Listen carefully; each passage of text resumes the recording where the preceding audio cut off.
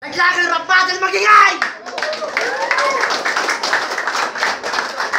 Shoutout Team OG, Public Enemies, Loco ng Las Piñas, AJPD, Ram, Victoria Court, RPTM, saka kay Boss Omen, kay Chico Loco ng 8 Plus Loading. AJS, J-Back, Rima J, sa lahat ng Team OG na nandito.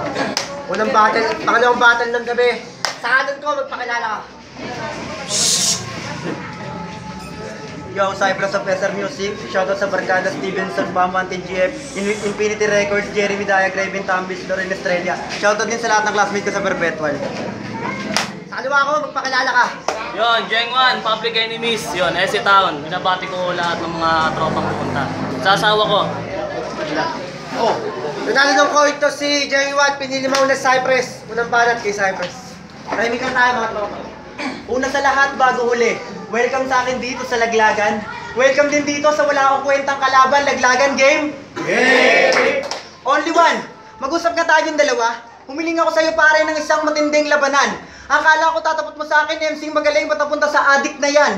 Pero nandiyan na yan, ang tanging paraan na lang puksain ko tong bobong nilalang. Eto na ba yung Jeng Alvarez na talagang halimo sa battle, halimo on mic? Piling-piling mo sa Facebook, walang pinagayabang mo. Yung profile mo 24 like.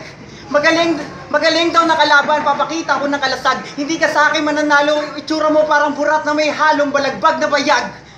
Eto na ba yung kakatayin ko, round 1 pa lang. Una kong tatanggalin bituka, susunod ko yung abdo. Pagtanggal ng bituka, yung bituka papalitan ko ng spaghetti ni Macdo. Pag umaray si Tarantado, pupakpukin ko ng bangko. Ingkit ka lang sa akin, pagkat bara mo sinisigaw mo pa sa tao para bumenta parang magtataho. At kung di mo natanong pre, mga bara ko solido. Hindi man to perfecto pero wala tong kapareho. Mga bara mo di bumenta sa tao, samantalan sa akin dinumog parang piyesta ng Nazareno. Pero ibang klase ka daw. Lahat ng angles ng rap iyong minaster. Kayong para kang bahay kubo, mahinang pundasyon, masasalanta ka ng disaster. Nung una tayo magkita, di kita na pagkamalang rapper, akala ko snatcher. Pero magpasalamat ka pa rin iho dahil sumipot ako sa battle. Mas inuna kong durugin ka kaysa makipag-date kay Tony Fowler. Dahil magtutwerk siya sa harap ko, ipapakita ko sa harap mo na yung haring hinahanap mo, hindi ikaw bagkus na sa harap mo. Kung tutuusin, yamado ka, lalo na kung edad yung basihan. Pero easy, wag pa siguro tong kalaban mo, batikan na minadot batat baguhan. Pero di hamak na magulan sa labanan, putang ina mo. Ilang ulit matanda mo sa akin, pero pag tinalo kita, wag mo sasabihin bata pa rin ako. Yung rap ka rin mo bro, walang future, oo walang patutunguhan. Mga bara kailangan ispatan yung linya para may maliwanagan. Madilim pa sa gabi yung verse mo. Bakit? Kasi yung punchline hindi ko makita. Maliwanag pa sa araw, nakala mo madali akong talunin, pesgago, mali ka. O wala ba nakapansin? Sa matinding bara ko nilahad, nila ko basta nag-flip top. Liwanag, dilim, madilim ng mundo ng rap. Sumadya ko para magpasikat, kundi para bigyan liwanag ang hip-hop. At kung negosyo yung bara mo, lugi, panigurado, walang benta. Para kang lumang pera ng Pilipinas, noon ka lang may halaga. Sa kasalukuyan na tinaharap, wala ka ng kwenta. Time. Unang banat kay Jerry Watt. Yo! Cypress! Wala bang bago? Puta, masarap pa yatang pumunta ng Alabang para bumili ng mga bago kay amo. Yo! Only one! Ano ba ang yung nakain? Bakit tinapat mo to sa akin? Kung ito lang ang halabang ko, edi sana nag-basketball na lang ako sa amin. Kasi tignan mo naman, halatang walang kwenta to kalaban. Kung boxing nga labanan, malamang bugbog ka sa suntukan. Pero okay ka pare ha, kung hindi ka papadaig, talagang boxing yung pinuntahan mo kasi parang may mouthpiece ka sa bibig. Kaya matanong ko lang, bakit ba ang laki ng bibig mo? Siguro nanay mo mabunganga. O di kaya tatay mo, pag mainit yung ulo, nanay mo lagi yung tinitira sa bunganga. Kaya ganyan ka kabunganga. Ibang klase kang makata. Lahat ng kalaban niya lamon. Sa laki ng yung bunganga. Kang ina mo ka bata, ibang klase kang binata. Diyos ko po kahanga-hanga. Isang beses nagkasyota, iniwan agad dahil siloso at mabunganga. King ina mo ka bata, wala akong masabi sa laban natin dahil ikaw yung mas mabunganga. Eh kung suntukin na lang kaya kita sa muka, habang may suot pa na asero na tingga, malamang kahit saan kita suntukin, dun pa rin tatama sa higante mong bunganga.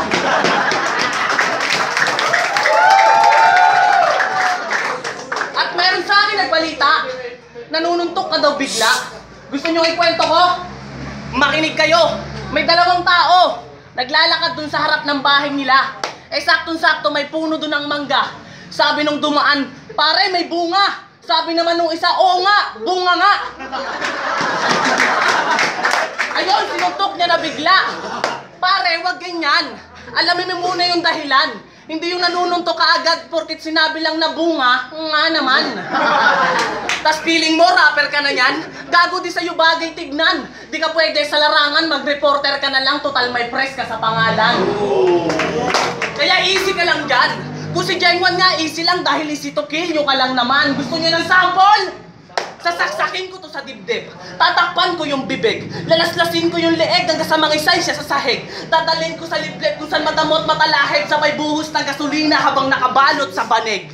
Sabay sinden ng posporo nang maabo na si Gago. Gusto mong makabattle yung henyo, battle mo mukha mo, doon ka makipag-battle sa impyerno. Time. Paano ang banat? Aba Jeng Banlag, kamusta ka na? Masyado ka pala mayabang, piling martir. Malaki daw yung bunganga ko tol, pag lumito, paano na lang si Coco Martin? At maguling kalaban ko, yung ulo nito masyadong malaki, dapat pinapaputok to. Nanuntok daw ako dun, alam niya kasi siya yung sinuntok ko. Akalain mo yun, matapos kita paulan na matinding bara nung round 1, buhay ka pa pala. Pero di ko inisip na mahusay, matigas ka talaga. Tanging inisip ko na lang mga idol, mapalad to si tanga. Pero di kita dapat i-congrats. Huwag ka muna magdiwang o magsaya porkit nasa ikalawang baitang ka na. Baka nakakalimutan mo, Jeng. Laglagan tournament to, kaya huwag ka mabigla kung bilaglag kita. At lalaki ka ba talaga? Yung mukha mo kasi tol, parang binabae. Yung chance ako manal sa battle natin parang titi ko. Oo pare, malaki. Gusto mo ba patunay? O sige ako ang hitman sa laro. Anay mo'y tumbador, papatayin kita din na kailangan ng bayad o suhol. Sa sobrang laki ng titi ko, huli kong binira, umiyak na parang bata matindi pa doon, umabot sa Japan yung ungol. At hindi ka wala ang kwenta nila lang. Kaya tuturuan kita, tangina ka. Di ka nakakapag-aral, tuturuan kita, magbilang, makinig ka. Unang battle ko sa laglagan, kaya excited ako. Pangalawang round ko na to gago, kaya simulan mo nang tumakbo. Tatlong round kong labanan, kaya ipapakita ko sa'yo. 4 na beses ka mang manalangin ng ama namin, di ka papalarin, ina mo. 5 oras sa paghahanda, maikling pagkakabisa. 6 na beses mo man to panoorin, paglabas malayong pagkakaiba. 7 putok ng kalibre matatambo at sasaluhin. 8 beses kita kakalad ka rin bago tuluyang patayin. Pero siya mang buhay, malapusa mo ka mahirap paslangin. 10 buwan ka mamaging sayo, kung ako kalaban ng estilo pinag-usayan, kulang pa rin. Di mo nakuha yung punto, yan mahirap sa'yo. Piling kang matalino, pero utak mo gamunggo. Nag-reference ako ng 1 to 10 para ipamo ka sa'yo. 10 beses man tayo maglaban-laglagan 1-on-1, malabo kang manalo. Masyado ka lang self-proclaim, malakas ang self ko din sa hamunin ako. Di mo ba naisip na suntok sa buwan? Natalunin ako, misis ang battle MC, wala pa nagtangka na lang pasuwin ako. Di ko sinasabing patay gutom ako, pag sinabi kong in this battle, lalamunin ko to.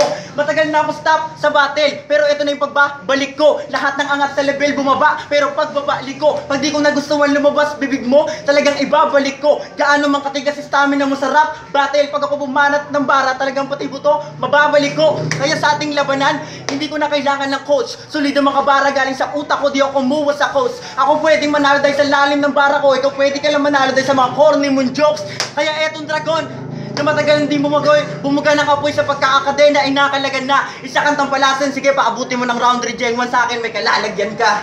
Napaka naman yan. Ano ang bagal ko, Jeng 1? Pangalawang round na! Nagpaalam ka na ba sa mga mahal mo? Kasi kung hindi pa, pwede ka pang umuwi dun sa inyo para makapagpaalam sa iyong ina, ama, ate, kuya at sa mga tropa mong tanga. Di ba sabi mo kaya ka bumatel kasi napagtripan ka lang nila? Ibig sabihin pinagtitripan nyo lang kami, kung pagkukutusan ko kayo isa-isa.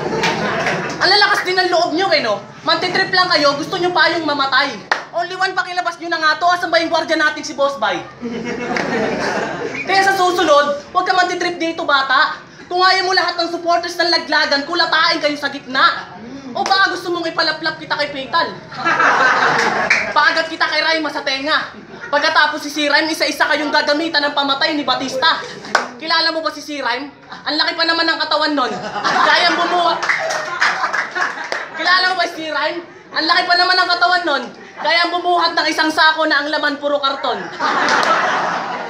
Ano, lap trip pa? Pasensya na kung pinagtitripan lang kita. Di ba trip nyo man trip? Eh di pa galingan tayong dalawa habang yung nanay mo ipapatot na ko kay only 1. At yung tatay mong hambog ilalabang ko ng punong braso dyan kay Joan. At yung kuya mong matikas ipapatsupa ko kay Glenn tang ina mo habang yung babae mong kapatid pinuputukan sa bibig ni kalibre 45. At pagkatapos ng lahat, Si Virus at Wanli Ace ang maglilinis ng lahat. Sila ang magpupulot ng mga nawasak na bilat at naganda putol na burat. Lahat ng Team OG nasama ba lahat? Alam ko yung iba hindi ko nasama. Pero hayaan nyo na guys dahil di ko naman sila kilala. At bago matapos yung round ko, syempre lahat ng Team OG magkakaroon sila ng kaso. May darating na mga tao, halos lahat ay armado. Isa-isa kayong dadamputin tapos dadalhin sa kampo pero di para parusahan para makipagkulabo lang sa inyo. Kaya manalo o matalo, okay lang bro. Dahil gusto ko lang naman iparating na isa kami sa mga taong handang sumuporta sa inyo. Tay! Ang balat kay Cypress. Yo! Kahit di usapan sapatos, durog ka sa akin sa hardcore test rap, kulang kakayahan mo. Palili pa rin kita sa Air Max na ang kakayahan ko. Di na kailangan ng Skechers bilang paglalarawan sa'yo. Ituring mo parang Puma Magasa ang reference ko. Legendary Jordan sa battle may top sider ako. Lalampasuin ko to sa laglagan kahit sa lugar ng laglagan tawagin outsider ako. Mr. Komedyante, tawag ka na ni Lord dahil lahat daw ng Joker nasa langit na. Di ba mahilig ka magpalap trip ng tao? Kaya dapat sumalangit ka. King of Comedy, Dolphy. Pasensya sa aking mga nasabi pero dapat na itong bumuklod. Gagawin mo na piliting umiwas. Lahat ng Joker kukunin ni Lord and happy to tell you na ikaw nakasunod. Kaya etong si Bugok, pahihirapan ko hanggang tuluyang matigok. Yung tipo papapudripin ko walang tigil, walang inumin hanggang masinok at mamatay sa rumaragasa na suntok. Pero bago ka mamatay, bibigyan kita papapugay. Papaparty ako sa laglagan kasi pinatunayan mo dito na may rapper pala sa bundok. Pero kahit kupal ka, napahanga mo ako kasi tumatagal ka sa laban. Karaniwang kong kalaban parang adik, round 1 lang, surrender na, takot nang mahirapan. At bilang papremyo, tutorturing kita parang eksena sa jigsaw. Tatanggalin ko daliri mo sa kamay, ipapakain ko sa'yo. Dudukutin ko mata, idudonate ko sa bulag. Tatanggalan ko ng ulo, burat mo, nenelkatirin ko yung bayag. Tatampyasin ko magkabilang tenga gamit kutsilyong mapurol. Di ka sa akin mananalo, lahat ng inumin nyo sa bahay, lalagyan ko ng betadine hanggang tuluyan kang maulol. Pero don't worry, magpasalamat ka RP, di ko dinamay lower body. Lahat ng bumangga kay Saipi, o sa akin mismo tumupi. Di ko dinamay lower body, I mean yung paa mo, kaya ako kabait para may magamit kapag lakad pa uwi. Pero hard trap to si Abno, kahit may mental disorder. Tignan nyo naman kasi, pa nag-rap musikero yung musikero datingan, pero yung mukha pang construction worker. Kaya sa akin pagkakaalam, only one, wala tayong alitan pero pinalabay may masama. Hindi naman sa panghusga, pang-iinsulto, tingin ko'y pakay may masama. Kaya tandaan, gumawa man to ng mabuti, mali, masama pa rin sa tingin ko. Di dahil sa mali niyang ginawa, kundi sa mukha mong masama. Kaya etong pinasukan kong laglagan, ituturing kong tahanan, tanging may-ari ako lang. Huwag kang magpiling hari sa laglagan dahil maghahari sa laglagan ay tanging ako lang. At last, bago matapos yung battle na to, may gusto kong sabihin sa iyo at sa inyo. Kung inaakala mo gago, written lahat to. Nang binitawan ko gago, stock knowledge ko lang to. Isa kang tampalasan na pinipilit baliin yung sungay ko. Ngayon bobo, kung papunta ka pa lang dito, binalagyan ko na, nilagyan ko na ng taning yung buhay mo. Kaya eto, only one tong pinalaban mo sa akin, tantrolaw ko nilang paso. Di ko man literal na pinatay, iniwan kong bangkay, at least baldado. Kaya ayoko sa'yo ay kumpara. Banlag, putang ina, di ka sa akin mananalo kahit kainino na ako yung break. Only one pinapapatay mo sa akin, ganap ko ng pinapatay. Ikaw na yung bala maglibing. Yo! Banlag daw! King ina mo, boring ka tanga. Panay ka ganto, ano ka, dancer? Round 3 na! Di ko na alam ang aking gagawin. Iniisip ko kasi yung kalaban ko sa 11, king ina mo ka, kamukha mo pa man din. O diba? Kuwang-kuwa talaga. Magkamukha mula ulo, mukhang paa. At shoutout nga pala kay Simplicity, pasensya na ako, nadamay din kita. O baka gusto mong sumama ka na dito para pagbuhulin ko kayong dalawa. Kasi minsan lang ako bumatel, kaya yung gusto ko sagad. Kaya sa susunod na laban ko sa laglagan, only one, wala nang intro-intro. Si Boss Bay na agad. Oo, minsan na lang ako babatel. Masakit mang isipin. Kasi pamilya, trabaho at pagharap, ang hirap pagsabayin. Pero naisip ko pa rin na ako'y tumapak, mapasabak, aking utak. Tak, lagalagapak, ang bawat sapak, wasak. Ang mga mukha na mga pugak, dugoy, dadadanak, pagkabagsak. Tadtad pa ng saksak para matiyak. Kung buhay pa si gago pagkatapos umiyak. Basag ang ulo, durog ang utak, makalaman loobo, aking nilamutak. Burat ihatak, sa puwet isalpak ng taong manyak. Di ba gusto mong maging fuckboy? Talaga? Paano ka magiging fuckboy? Hindi ka naman marunong bumomba. Kung gusto mong matuto, dalhin mo yung shota mo dito. Papakita ko sa iyo kung paano bumomba ng baradong Poso Negro. Time. Naglagan na patin magingay!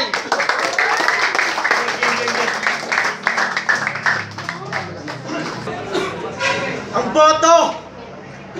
3-0 para kay Cypress. Salamat. Yo, ikaw nga pala. Binoto ko si Cypress kasi mas panggera yung baho niyang pyesa eh. Kay Jengwang kasi talagang entertainment lang kaso nasa gitna tayo ng battle eh. Pero yung round 1 kay Jengwang ko binigay. Magkasayang din yung round 3 ni Jengwang kasi pinutol yata. Ewan ko kung bumatol si Jengwang noon ng trip lang eh. Kaya ang boto ko kay Cypress. Yo, DJ Crowell nga pala musikal. So, shoutout sa Laglagan. Binoto ko si Rhyme kasi unang-una, Cypress, sorry.